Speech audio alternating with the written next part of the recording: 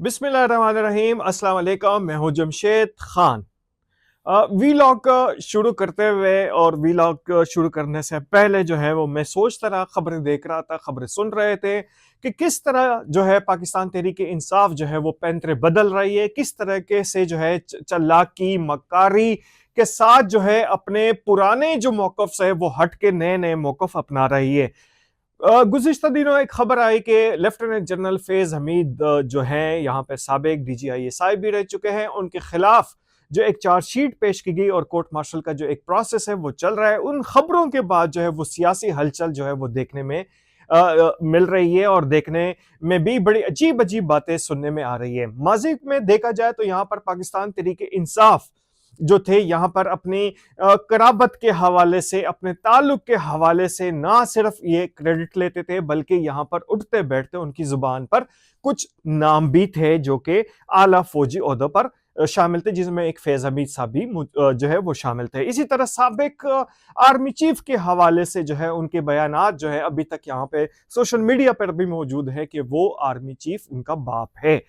लेकिन अब देखा जाए कि इस हवाले से जो है उनके मौकफ में ये तब्दीली जो है वो अचानक कैसे आनी शुरू हुई है कि अब शेर अफजल मरवत जो है रुकने कौमी असेंबली भी है, PTI के एक जाने पहचाने जो है वो नाम भी है। उन्होंने एक दफा फिर अपना मलबा जो है वो इस पे डालना शुरू कर दिया कि हम तो जी भी मजलूम है और हमारा जो है वो क्या लेना देना, और हमारी तो उन्होंने लड़ाई करवा दी थी। फैज हमीद के हवाले से उनकी जो एक स्टेटमेंट सामने आई है तो उन्होंने अपने आप को बरिज़िमा करार देना शुरू कर दिया है। दूसरी तरफ हामिद रजा साहब जो है, जो सुन्नी इत्तेहाद कौंसिल के सरबराह भी है, उन्होंने भी हैंड्स अप कर लिया है और वहां पे जो है इशारे में ये बात करनी शुरू कर दी कि वो यहाँ पर ना सिर्फ मुज़ाकरात के लिए तैयार हैं बल्कि वो मुज़ाकरात किसी न किसी चैनल के थ्रू हो भी रहे हैं। जब उनसे पूछा गया कि किस चैनल के थ्रू उनके मुज़ाकरात चल रहे हैं तो उन्होंने इसका जवाब नहीं दिया और उनका कहना था कि कुछ चीजों को पर्दे में रहने दे। ये है आज की डेवलपमेंट, कौमी असेंबली के इजलास के बाद की सूरत हाल में आपको बता रहा हूं। अब देखना यह है कि यहां पर जो पहले क्रेडिट लेते थे वो किस तरीके से यहां पर जो अपने दोस्तों के साथ, जो उनके हमनवा थे, जो उनके सपोर्टर्स थे, जो उनको बैक करने वाले थे, उनसे किस तरह वो जान छुड़ा रहे हैं। और ये उन लोगों के लिए भी एक मिसाल है कि पाकिस्तान तहरीक इंसाफ के चेयरमैन जो साबिक जो है यहाँ पर बानी PTI जो कहलाए जाते हैं, उनसे लेकर एक अदना कारकुन तक किस तरह चलबाजी और मकारी के जो है वो जोहर दिखाता है और किस तरीके से अपने दोस्तों हमनवाओं से जान छुड़ाकर उसका मलबा जो है वो दूसरों पे डाल देता है।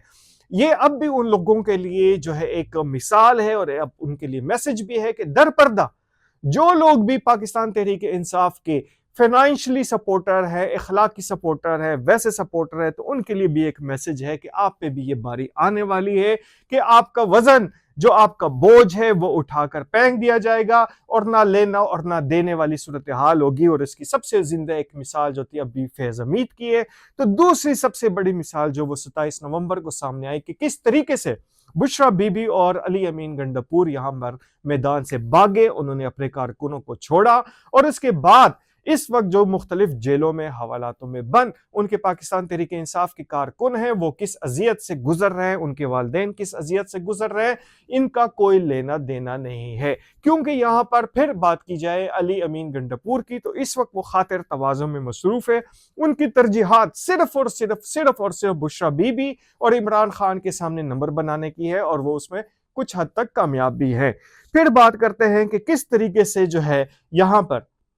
अपना बोझ उठाकर दूसरों के गले डाल दिया गया है और पाकिस्तान तहरीक इंसाफ जो है यहाँ पर ऑफिशियली जो उनके यहाँ पर अरकान पार्लियामेंट है और अरकान पार्लियामेंट बड़े जिम्मेदार समझे जाते हैं, उनकी ये स्टेटमेंट आनी शुरू हो गई कि हमारा क्या लेना देना। अब जेलों में बंद उन अफराद के लिए अगर उनके पास टीवी की सहूलत है तो उनको भी देखना चाहिए कि उन्होंने किस पे इन्वेस्टमेंट की, किस पे अपना वक्त ज़ाया किया, किस तरीके से अपने जो है मुफादात के हसूल के लिए उनको इस्तेमाल किया और किस तरीके से पाकिस्तान तहरीक इंसाफ ने उनको अपने मुफादात के लिए इस्तेमाल किया। तो ये एक म्यूचुअल किस्म की जो वो चीज़ थी वो सामने आ रही, उसका रिजल्ट जो है वो इंतहाई दर्दनाक बदतरीन है जो हमारी सियासी तारीख में ना सिर्फ याद रखा जाएगा बल्कि उसको एग्जाम्पल के तौर पर पेश भी किया जाएगा।